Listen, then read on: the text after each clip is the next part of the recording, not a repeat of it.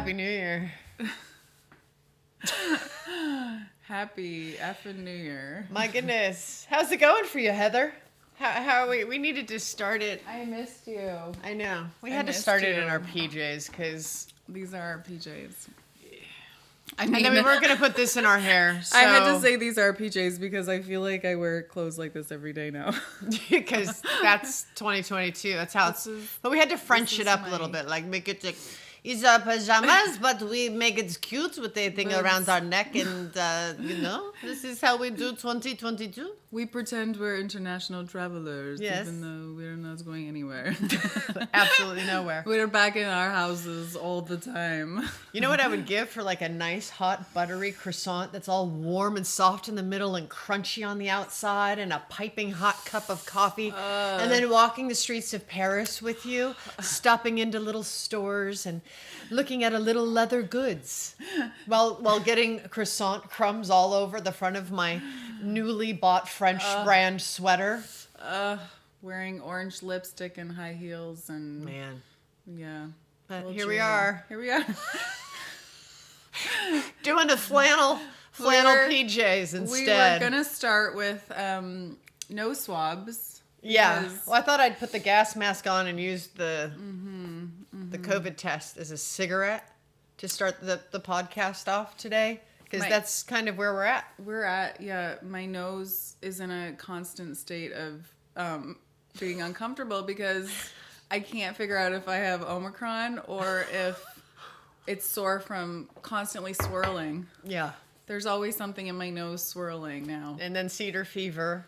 Everything. And God knows what else. Because it's negative tests all around. Always. But then there's things happening. Yeah. We can't. We don't know. We don't know.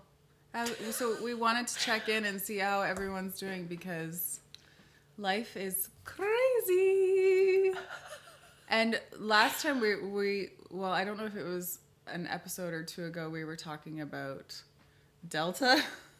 I know. It felt like old news to say Delta. You know what I think is funny? Is that if anyone tests positive, they immediately like, I got Omicron. I'm like, how do you know you didn't get Delta? Like, did Delta just vanish once Omicron hit the headlines? You can't forget about Delta. Poor Don't Delta. leave Delta behind. No. Little old Delta. Delta has feelings, but now Omicron is taking center stage. Yeah. More syllables.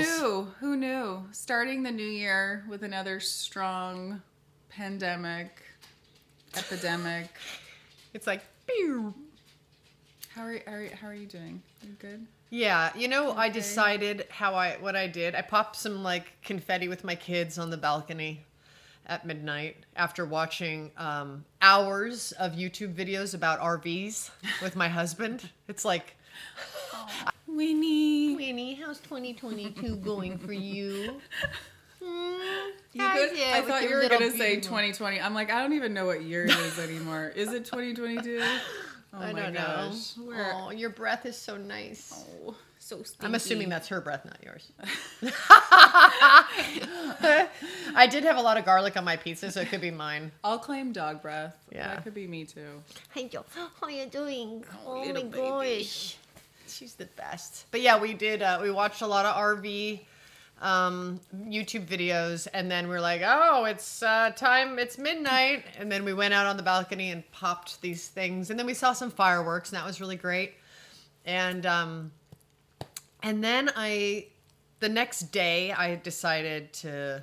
I don't like resolutions. I don't like the word. I don't feel like it ever. I don't know, especially in a pandemic. Mm-hmm. You can have all these big goals and dreams, and they get blunted. And then you just feel very tired. Mm-hmm. And so I decided this year to only write down things that I could accomplish regardless of a pandemic. That I did want to accomplish, but not my big grand ones. I kind of have markers out there, in my mind of the larger things. Should the universe permit it within this pandemic setting? But I decided to only, in my book, write down ones that I actually were only in my zone of control. That's great. So that I can have a win. Yes. Have some wins in this crazy time. Because I I think that's what makes us feel so weird, Yes. right? Is like other forces making us have losses about things we feel we should be able to have wins on. Well, and it's going back to this whole like everything feeling just so in flux that it's like, do we really have the stability to be like, I'm gonna go out and do X, Y, and Z? You know, like I feel like I'm just always, I gotta get through this. That to actually think of achieving something greater than just what it takes to Get through this week. Yeah, maintain normal life sanity and just the normal stressors to think above and beyond that. And like, do I even have the capacity? I'm sure everyone kind of feels the same way, right? But I love that where you actually can, you know, strive for something that's within your control and doable, right? Yeah. Yeah. So that no one can mess with my little... I have to be able to have little wins throughout the weeks and months. My goodness.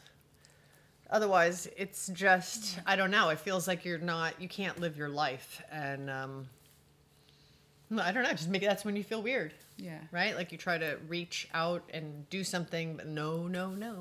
Yeah. And then you don't want to, you know, it's the same. It just goes round and round. It just circles in on itself. And I can always tell when there's like funny surges going on or, you know, that first afternoon before the holiday break when everybody gets off work early and the stress and strange agitation when you're driving around the roads and everything. I'm like, oh my God, everyone is just like whacked out. And that's not normally how it feels here in Austin. In LA, it's like that all the time. But it's even worse on that Friday. But like the last couple days, because schools are closing again, kids are being sent home, weird things are happening, and you can feel this chaos in the environment. And it does make you just want to stay home. Yeah. You know, but people are agitated. Store shelves are getting emptied again. Yeah.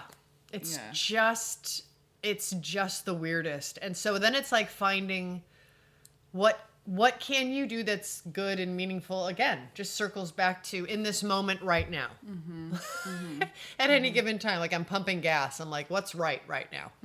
Well, I have money to keep my gas tank full. That's really, I appreciate and I'm grateful for that. And I smiled at the other guy getting his gas. We just had a little, maybe that made his day better. Okay. Like sometimes I'm just like, oh, the warm sun on my face, like, is a win for me today. Like I just feeling the sun. I'm like, this is so lovely. Again, it's going back to just the small things. You know what I mean? I took this really interesting class on grief, and it was they were talking about, you know, dealing with the loss of someone, but the therapist was also saying, which I thought was so interesting. She said, during the pandemic, which feels like it's never ending, a lot of people are experiencing grief, but they're thinking, oh, am I depressed? But what's happening is it's taking 60% of our energy just to maintain and be okay. Like your everyday dealing with all the stress of it and taking care of everyone else. And it's just this weight. So 60% of your energy is gone to pandemic maintenance, basically. So then you're left with 40%. And that 40% is like, if you have a job, there's your 40%. So anything above and beyond that, you don't have. There's kids and spouses in there somewhere, nothing. Right? And she was saying that 60% is basically you're grieving you're going through all the stages of grief, but you're almost grieving the life that you used to have.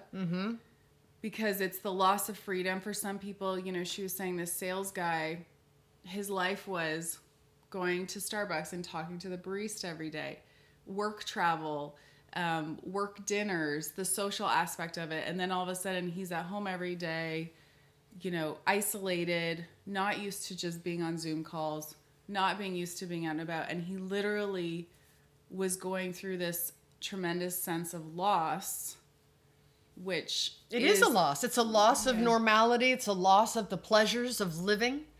It's a loss of making meaning with your fellows to construct a productive existence. It is loss. It's totally loss. And everything that loss brings, right? She said what's interesting too, though, is the people that are like were true introverts that kind of came into their own during the pandemic because they got to isolate and they actually really enjoyed it. When we get the glimpses of life maybe returning back to normal, they're going through their own sense of grief because they're grieving the loss of the isolation that they actually were truly enjoying. Yeah. I mean, I feel like now we've been thrown back into being isolating again. But yeah, I mean, I talked about it before, people not having their second wind. And I don't even know what this is now. Like, I guess we have to stop thinking about it in that context. Yeah. Because otherwise, I feel like if I keep thinking about it in that context or framing it against all the previous journeys, that's when I start bumping into, because I'm comparing, oh, well, last year's when we were starting to come out of it, and then we went into Delta, and then we started coming out of Delta, and then went into, but then normal life, but then maybe we'll get back to it, maybe we won't get back to it. I don't know where to go with it. So that's like on the New Year's resolution. I was like, I'm just going for what's right in front of me. And it is kind of interesting when you hear many people speak about staying in the moment and staying in the present, because it really is the only thing you can control at any given time. And control meaning determining your own emotional response to things, determining your own thoughts, like control, you know, not in an obsessive making everything go a certain way, but just you can determine right now what you're going to be or do or feel like within certain, like Winnie wants to have her tongue out right now. And that's her moment right now. And that's what she's doing. Winnie's great because she always brings me back to the present moment. I'm like, when I get lost in my head, this one right here is like, no. She's like, look at my tongue. Look like, at me. Look at my tongue. Be with me. Simple pleasures go so far with her. Yeah. Yeah, I think I'm just back in that feeling so exhausted, you know?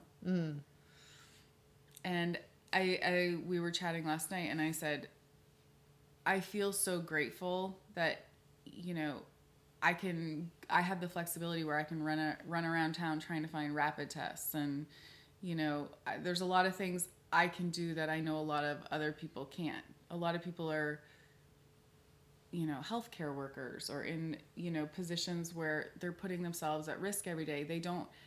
Their child has to get taken out of school and they don't have, where's their childcare going to come from? It's intense. Like it's the pivoting, the constant states of, managing the stress, and it's not even a pivot anymore. It's like a full choreographed ballet dance. It's like you pivot so much you're now spinning, like you're doing pirouettes. It's choreography. The tilt-a-whirl ride at the fair that you just can't get off of. It's constantly spinning and going up and down. And then I always think of the Steve Carell GIF on the iPhone. Where is it GIF? I thought it was GIF. Oh, I thought it was GIF. God, is it GIF? Have I said it wrong this whole time? I might be messing it up. But it's from The Office, and it's like, it's got the words, it's like, what is going on? Like, he's just screaming it. I'm like, I feel like that's my life now. Like, I'm just like, what is going on? What is happening? But I'm gonna utilize, I didn't do resolutions. I feel like even last year I didn't, because again, it was just kind of survivor mode, you know? Like, I just have to make sure my family's okay, I'm okay. But as human beings, we want to achieve things and we want things to look forward to. So it's a necessity. You have to do it. You know, I think it's finding ones that are doable every day. You know, or finding, like, I'm going to find a point to truly laugh every day. I'm going to find something amusing every day, and just like cause yourself to laugh or giggle or chuckle or do something silly every day, even if it's just by yourself, that just throws off the absurdity of this world we're living in right now. Or find the pleasures, find a little pleasure every day. Yeah. Does that help? Does that help boost a little bit of morale? Yes. It's like spiritual morale, right? It's like spiritual morale. Dance Spiritual naked. morale. Bueller, spiritual morale. Spiritual morale, come to aisle 1, please. Spiritual morale, aisle 1. We're looking for some. Where do we buy that? Sorry, we're fresh out of spiritual morale. The shelves are empty. But maybe you can try back in 2023. We might have the spiritual morale back in stock by then. The cargo ships haven't come in. We're out of rapids and spiritual morale. Sorry. Fresh out. Try back on Monday. We're getting a new stock. Yeah. It's been an interesting time. And, I'm not in the business of predicting the future. And I've stopped trying to, because I think that's another way that you can lose your mind. It is. Yeah. And I'm a planner. I love planning. I love filling my calendar. I like knowing what to expect. I will give my husband a lot of credit that he, regardless of what has been happening, he filled his calendar for this year. And obviously I'm included in a lot Thank God. in a lot of those plans. But, he's like, you set it and then you forget it. And if you have to amend those plans, or then we will do that if we come to that crossroad. But we'd rather have, some stuff in the books and then just, be like, well, here's another year we're just going to write off. You put it in the books with the built in to, it's totally fine if we have to pivot off of it, I guess, but it makes you feel like you're creating some space into the future. Yeah. Yeah. Always leaving a little room for, Things to get better. Cancellation insurance. Oh, yeah. We'll get through it, everybody. We will. Just put on your PJs and watch a documentary that's really fun. I was watching a great one with the boys last night. It's fun. Watch cool nature things. We learned something new. I started Yellowstone finally. Oh, I want to watch that too. So good. Our director of photography on Fear the Walking Dead did that. Or a bunch of them anyway. And he's so talented. I've been meaning to watch it. The storyline's amazing and the characters are so good, but the aesthetics it's just like a visual masterpiece. Like, you can't. I'm like, can I go find some cowboys and ride some horses? You're like, hon, you have your schedule. I'm going to do my schedule, which includes searching out some cowboys. And we're in Texas, so, that shouldn't be too hard. Yes. You don't have to go all the way to Wyoming or Montana. I know. Yeah. Gotta find some horses. I have a funny story. So the last few episodes, we've had a lot of questions where people want to know what the dirty line was that I used with you when we first met. Oh, yes. My dirty pickup line with Yes. Jenna. You were leaning over your husband out the window. So, it wasn't as dirty as some people's minds might think, but what it was we were chatting, and I was my dog. I was confirming that we had each other's information. We had each other's phone numbers. And I said, great. Now what's going to happen is, now that I have Jenna Elfman's cell phone number, I said, I know what's going to, this is how it's going to roll out. And the proximity that we live to each other in the neighborhood, I said, I'm going to come home one night after being out, maybe having a couple drinks in me or whatever, and I'm going to go, hey, you up? Basically booty calling Jenna Elfman. see what she's doing at 2 a.m. And then I probably would have run outside. You pull up, I run out, and then we do like a dance party in the street. I think I also said I would be like, hey, what are you wearing? What do you got on right now? You lonely? Your husband You want some company? was dying. He was dying. He was dying that she said that. And I'm I like- loved it. I'm like, I know you don't know me, but I'll come over and keep you company, Jenna Elfman. If your bed's cold, just give me a call. He was, again, he's like, you'll never see her again. She's done with you. His face when you said that, because you were like kind of behind him leaning over, and he was like, had his like, you know, social face on, like Being all behind the wheel, good. and he was like his face just went like. I love that face because I love getting that face from him all the time. It's like, how do I get that face? It's called pushing buttons, right? Just how do I push my husband's buttons? Oh gosh. Well, here we are. I mean, I don't think I've booty called you. You haven't booty called me yet. But I will. I will. Yeah, I'm waiting. I mean, we've had late nights, but not We did polish off an entire bottle of wine. We did. I meant to only have one glass. Yeah. I really intended only one glass. The thing is I don't even drink. I like never drink. We were chatting and then We just kept. we just kept chatting and drinking and time ticked on and. But you know what?